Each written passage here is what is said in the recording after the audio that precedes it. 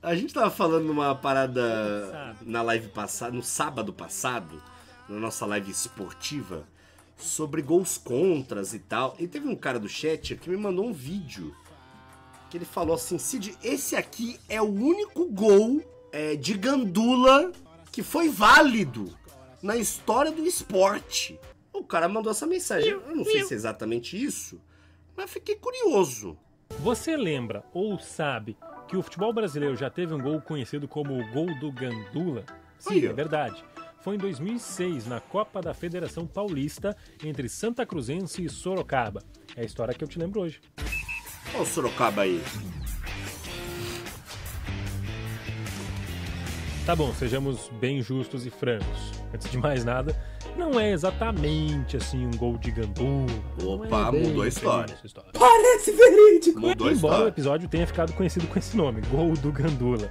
Era setembro de... E a camisa do Atlético de Sorocaba, né?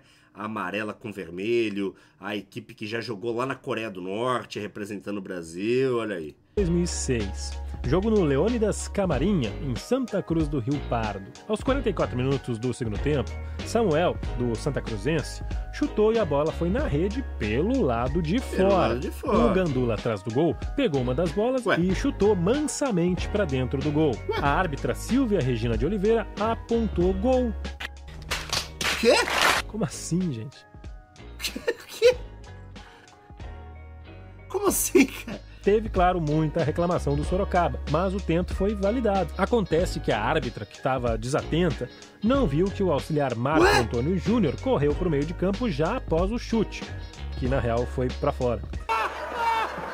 Porra, ninguém comemorou nem nada. Como é que ela achou que foi Silvia gol? Regina disse mais tarde que ficou na dúvida após o chute, mas como viu o auxiliar dar o gol, corroborou a sua decisão.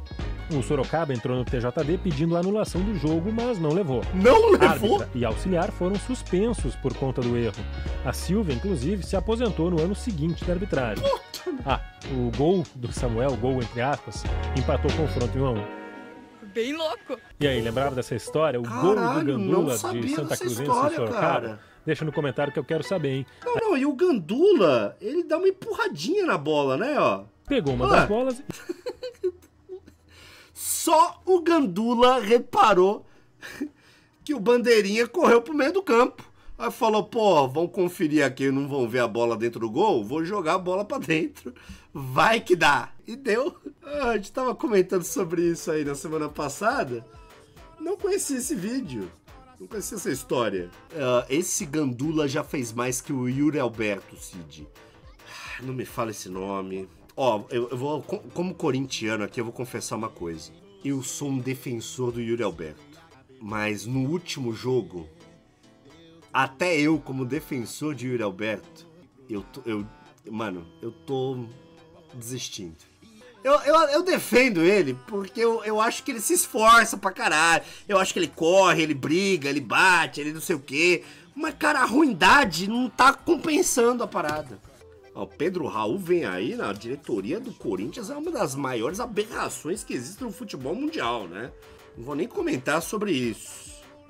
Mas, ó, falando em maluquices do futebol, estou aqui com um vídeo do Peleja, que conta uma história, talvez também uma das mais malucas, não do futebol, mas da narração esportiva brasileira. Que é esse aqui, ó. Presta atenção nesse fim de jogo. A mão diminui para o Cruzeiro aos 49.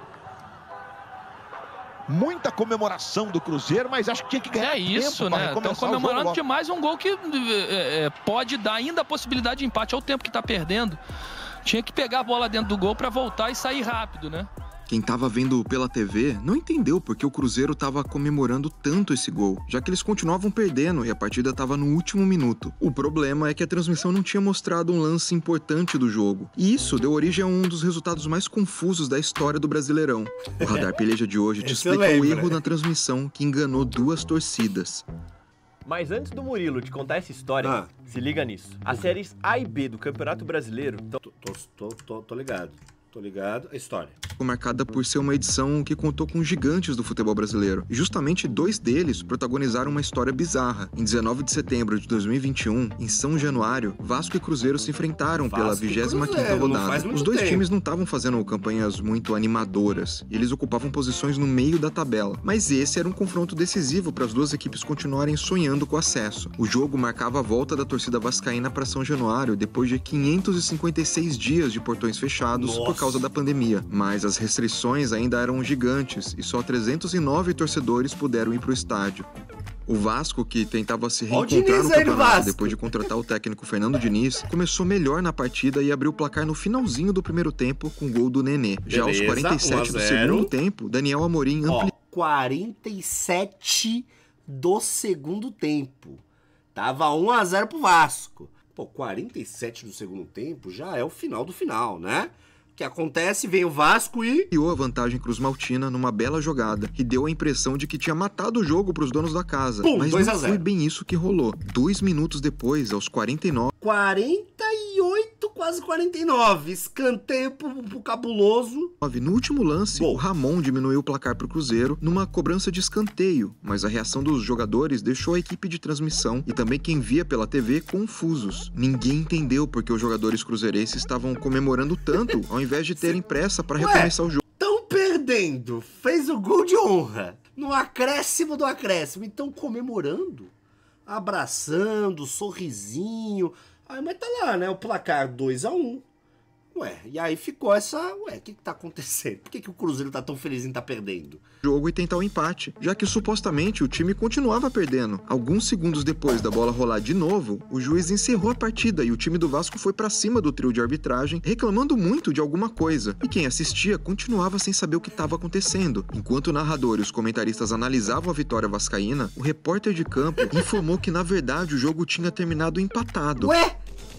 Isso porque o segundo gol do Vasco tinha sido anulado depois da checagem do VAR por conta de um toque de mão do Gabriel Peck no início da jogada. Então o gol marcado pelo Ramon tinha definido o empate. O problema é que essas imagens da anulação não foram mostradas por um erro da transmissão e da equipe da Globo, que também não estava no estádio por causa da Covid e não sabia que tudo isso estava rolando. E por isso o placar na tela da televisão continuou marcando 2 gols pro Vasco. Caralho, na transmissão, velho. Não tiraram o gol do Vasco que foi anulado.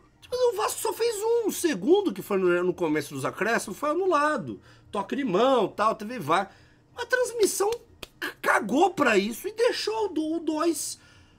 Acho que até pensando assim, o Vasco já ganhou esse jogo, né? Aí no último lance, no acréscimo do acréscimo, o Cruzeiro empatou. Só que quem tava vendo pela TV achou que o jogo tava 2-1.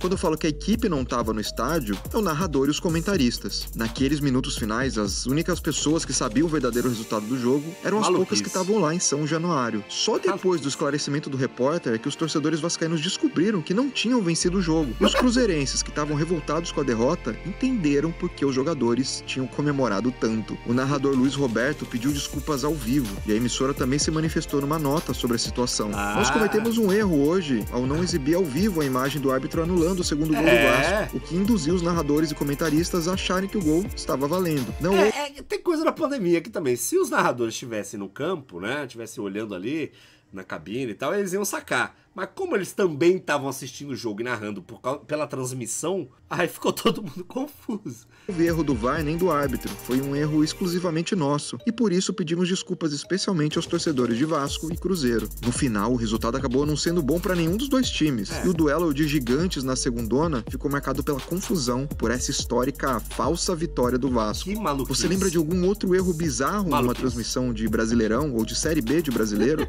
Comenta aqui embaixo, deixa o seu like, se inscreva no Peleja e até o próximo Radar. Tá aí a Radar Peleja, canal Peleja no YouTube, sempre trazendo os conteúdos interessantes aí do mundo esportivo, focado no futebol, e essa história, mano, maluquice, né? Chamando todos os cornos, chamando todos os cornos, chamando todos os cornos.